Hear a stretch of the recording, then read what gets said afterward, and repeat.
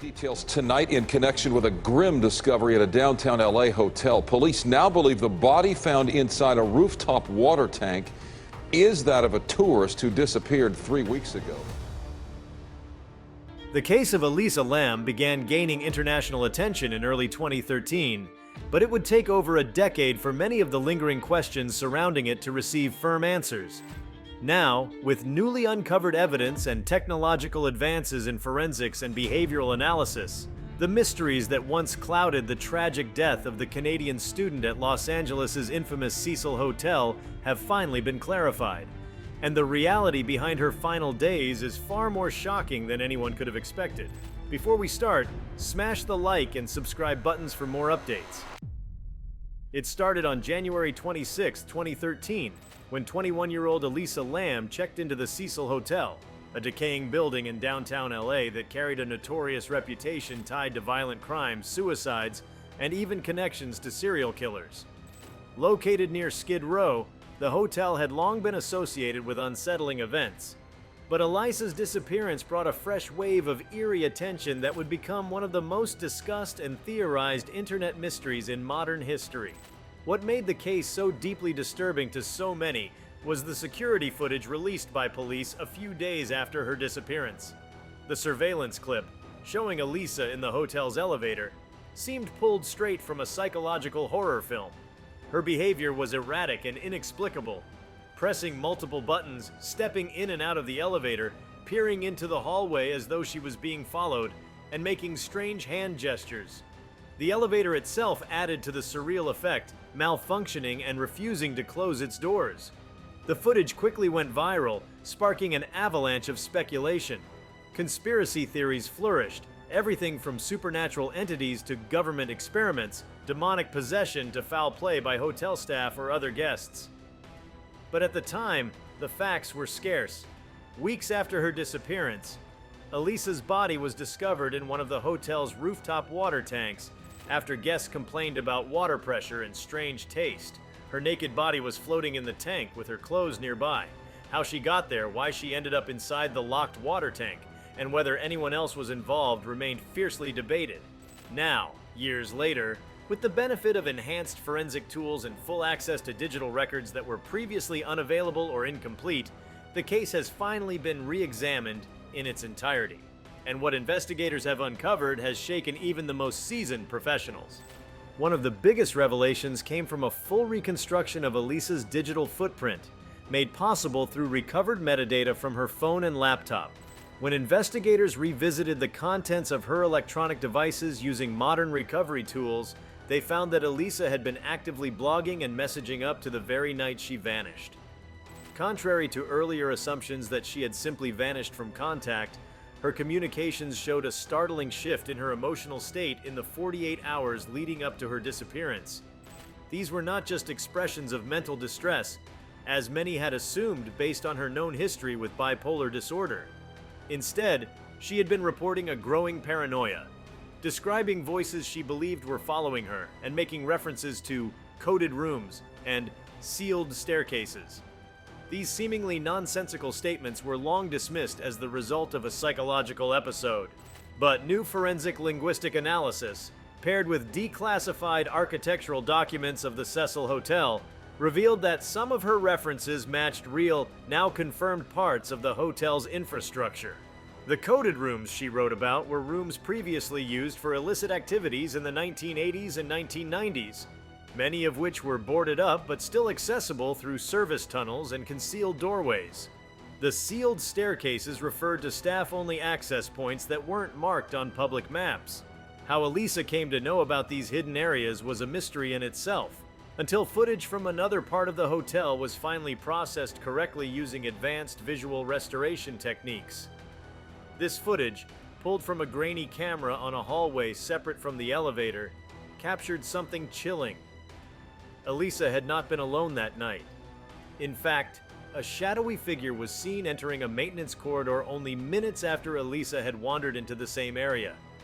Facial recognition technology matched this individual to a former employee of the hotel, someone with a history of erratic behavior who had been terminated years earlier but was known to still access the building on occasion, through forgotten service entrances.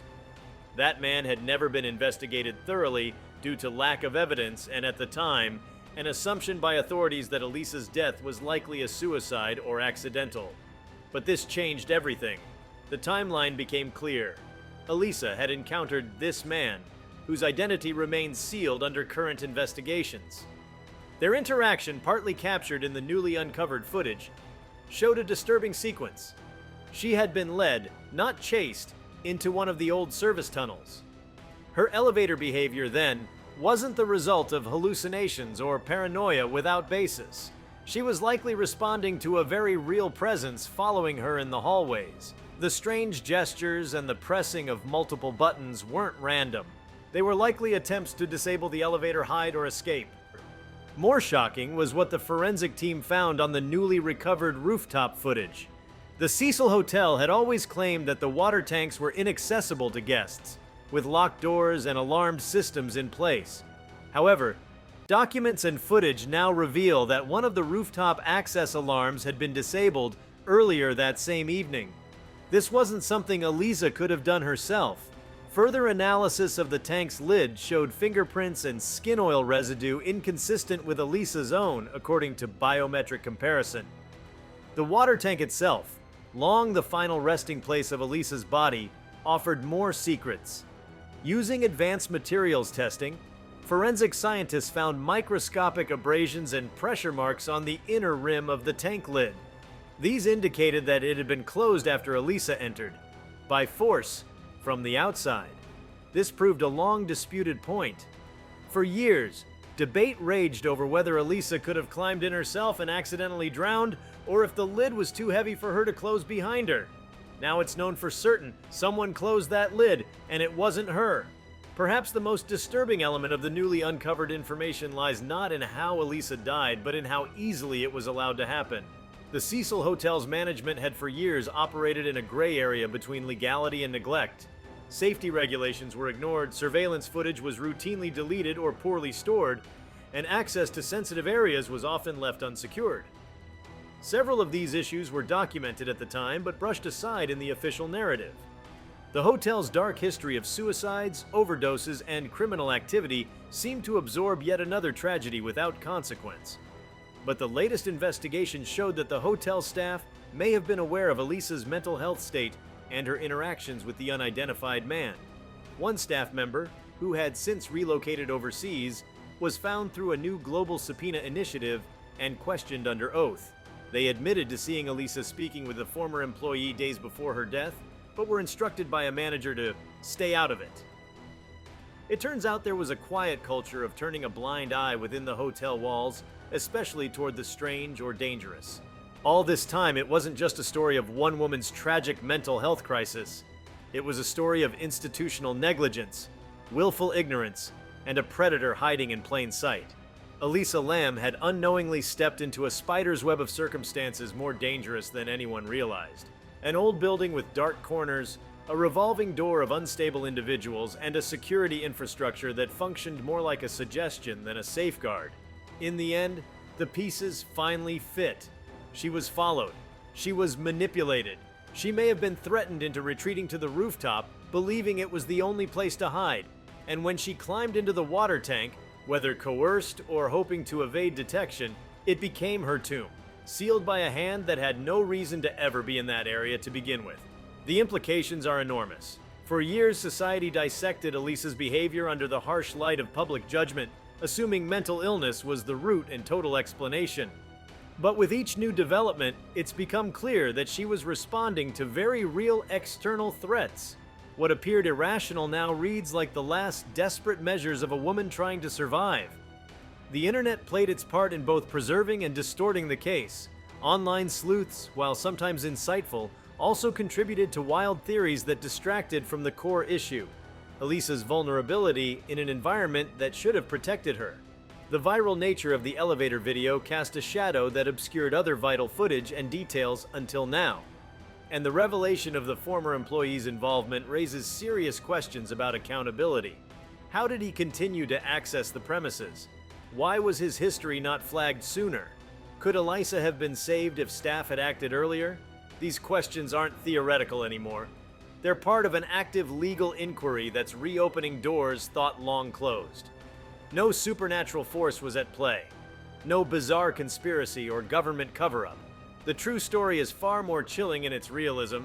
A young woman alone in a dangerous city, trapped in a failing institution, targeted by someone who should never have had access to her. The horror came not from ghosts, but from the very real systems that failed to protect her. And yet, knowing the truth brings its own weight. It strips away the ambiguity that once allowed people to engage with the case at a distance. Now it is all too clear. Elisa Lam was not simply lost. She was failed.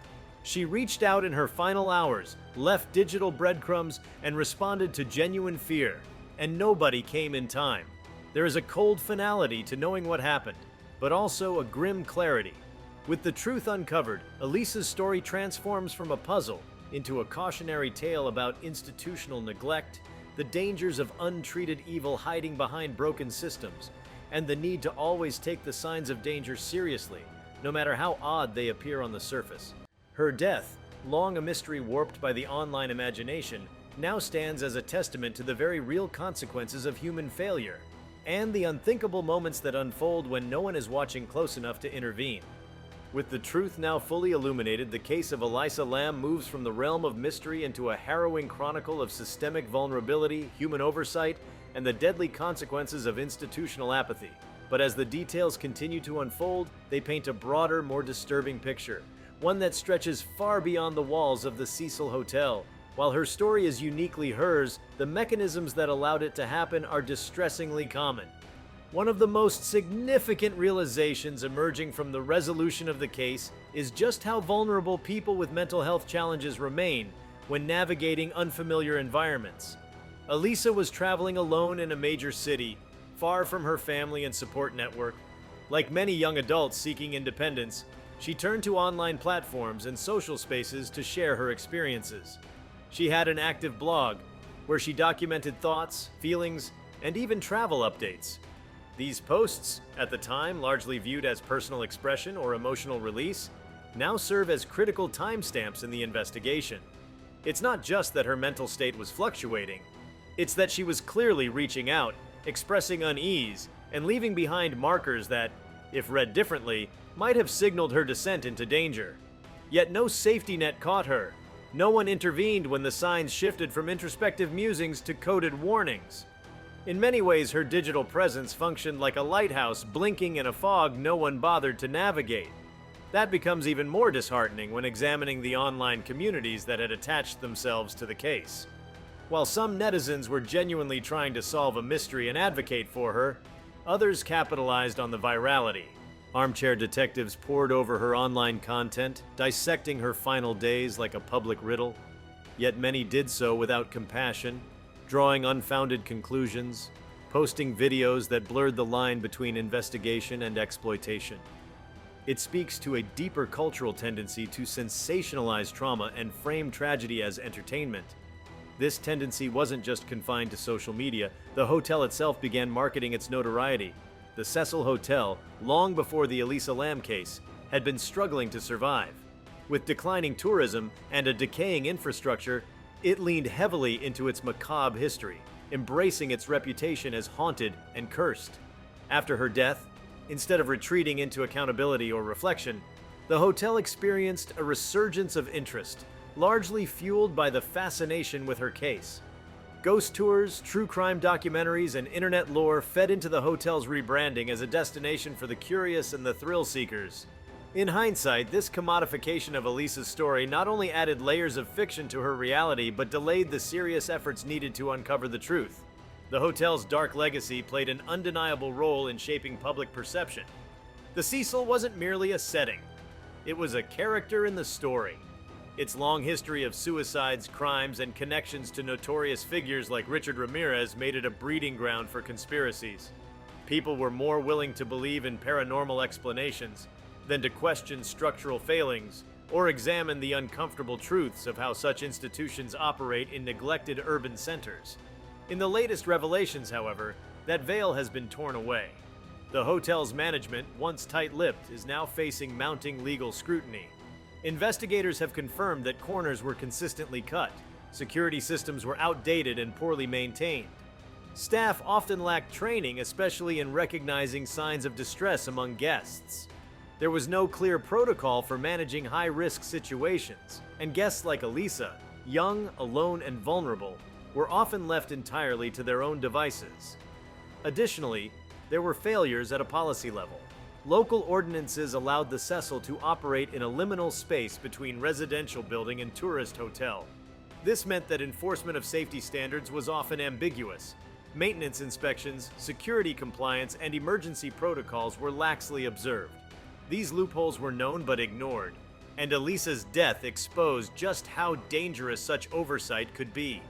In the wake of the investigation's closure, new legislation is already being drafted to tighten these regulatory gaps and prevent similar tragedies in the future.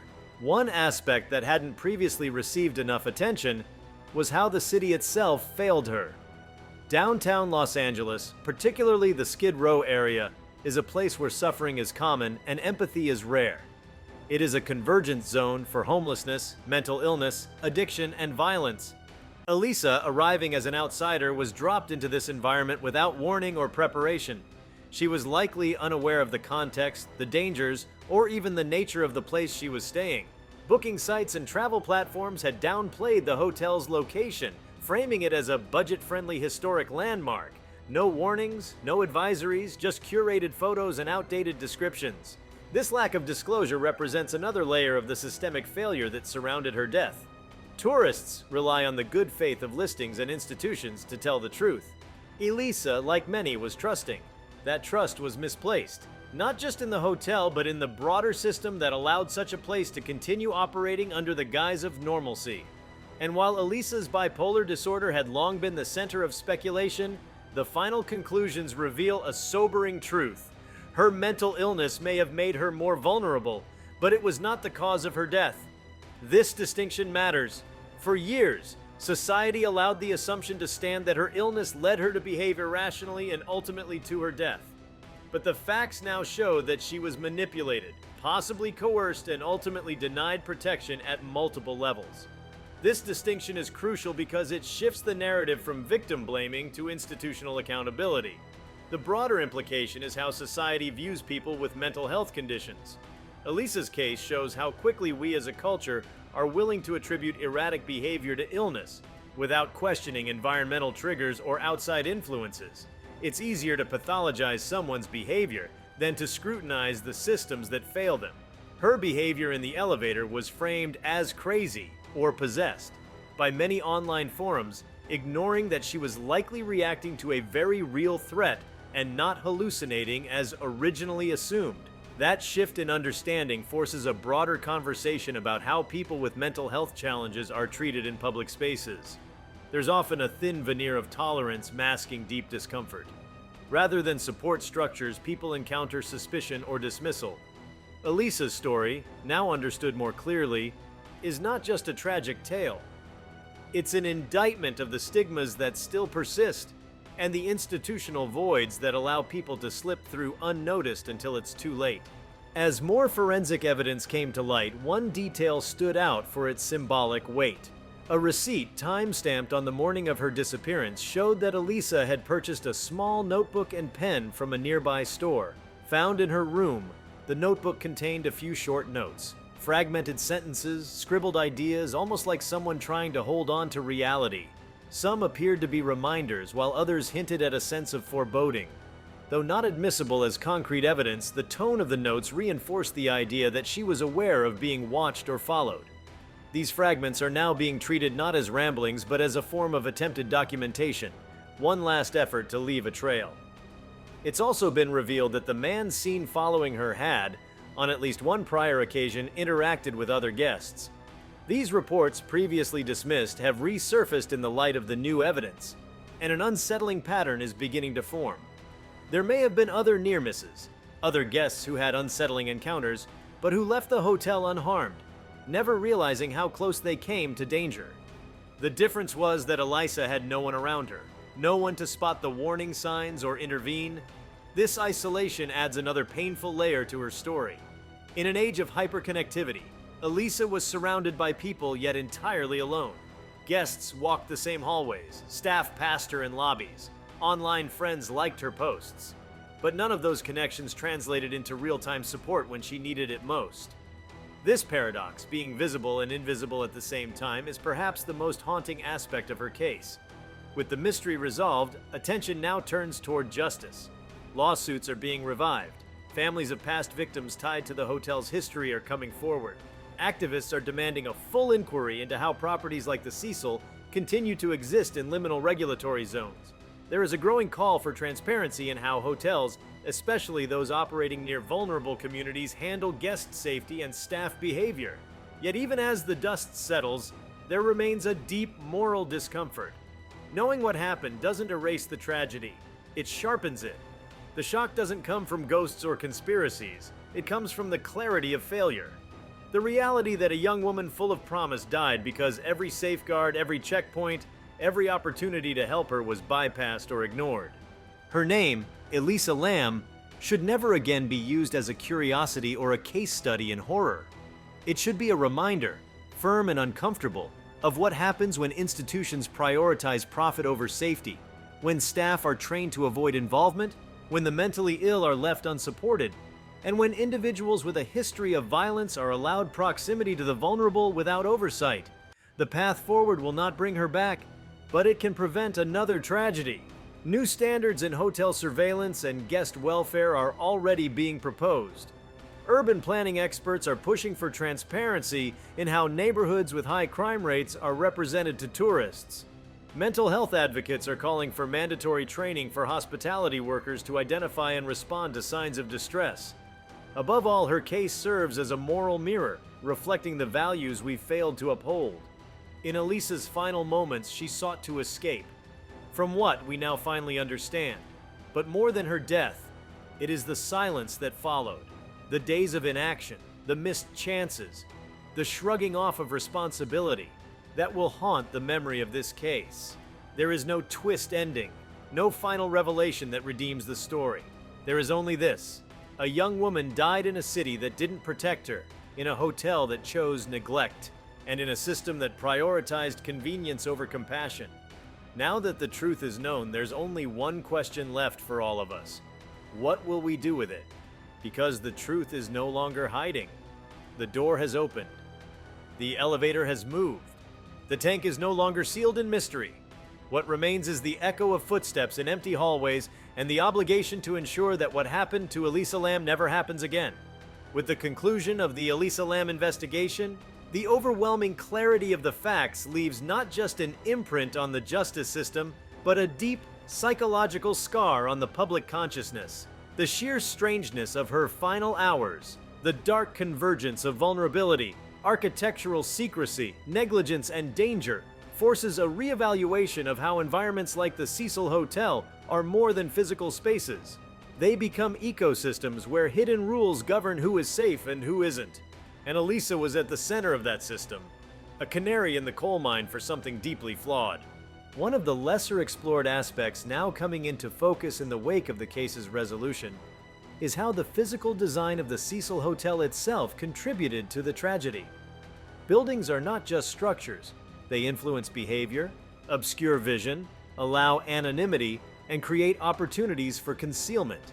The Cecil was a maze of interconnected hallways, disused rooms, emergency staircases without proper locks, blind spots in security coverage, and decades-old construction quirks never updated to modern codes. The hotel had long operated under the radar, with sections of it leased for long-term stays, while others were run like a low-cost hostel.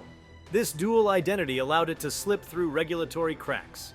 The layout became a place where residents lived full-time in squalor, while backpackers and tourists occupied rooms just feet away, completely unaware of the building's shadowy, complex interior. This fractured spatial dynamic allowed people like the former employee, who later played a critical role in Elisa's demise, to move unseen. He was familiar with the forgotten floor plans, the employee access corridors, the service staircases that led to isolated rooftops. The architecture itself bred secrecy. Long, dimly lit hallways without cameras created psychological discomfort in guests, especially those traveling alone.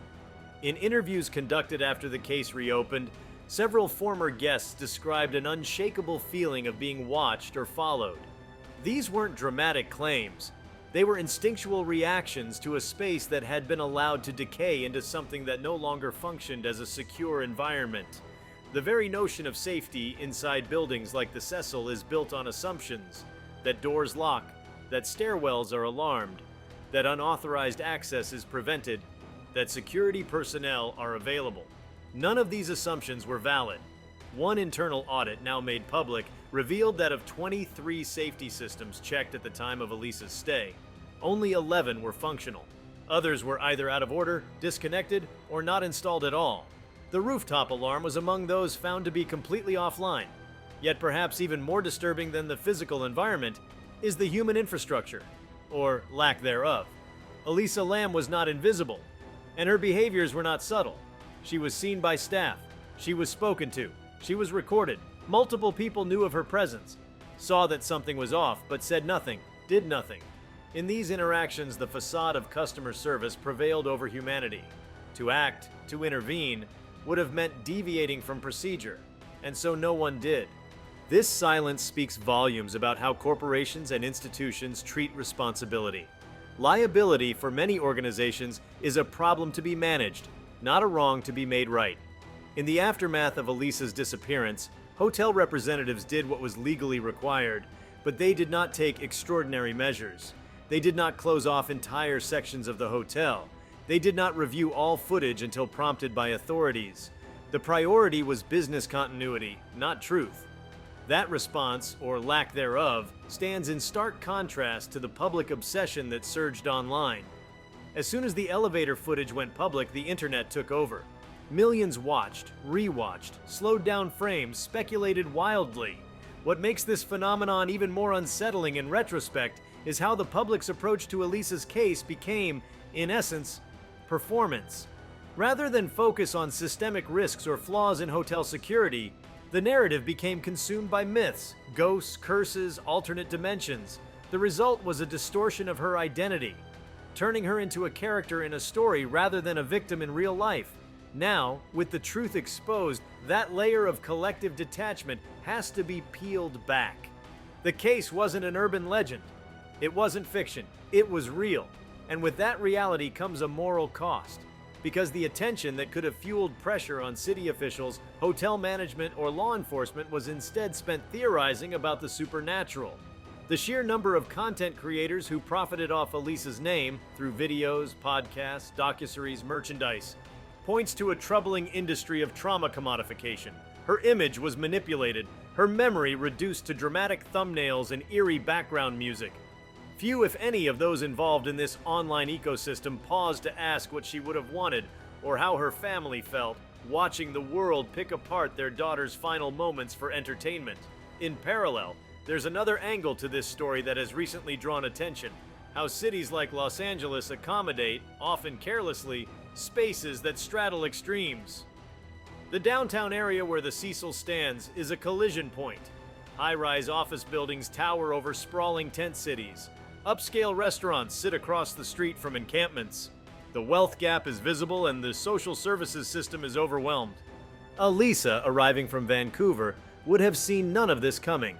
To a young woman traveling alone, excited to explore the American West Coast, her research likely showed her downtown Los Angeles as vibrant and accessible. Travel websites listed the hotel as economical and central. Yelp and TripAdvisor had hundreds of reviews, some warning, many glossing over. The internet had failed her again, not out of malice, but out of misrepresentation. She walked into a situation she didn't understand, armed only with optimism and a traveler's curiosity. This dynamic of individuals entering spaces that don't match the image sold to them reflects a dangerous trend in digital culture. We live in curated realities. Hotels present polished photos, neighborhoods hide behind filters, and danger is invisible until it's too late. The real-world consequences of this are stark. Tourists, unaware of danger, walk straight into it. Elisa's death is now being used in academic and professional training for digital transparency in tourism. Her case underscores the need for platforms to accurately present safety information, especially for solo travelers. But perhaps the most heartbreaking piece of this story is that Elisa Lam never had a chance to escape. The moment she encountered the former hotel employee, the outcome began slipping from her control. The man, familiar with the hotel's blind spots, manipulated his environment. He knew which corridors to avoid. He knew which rooftops could be accessed, and he knew that no one would stop him. He didn't need to use violence in public. He just needed patience and opportunity. And that opportunity was provided by the very infrastructure around him. If you like this video, please give it a like and subscribe to our channel. Also, leave your comments below and tell us, what are your thoughts on the Elisa Lam case finally being solved? We want to hear from you. Thank you for watching and see you next time.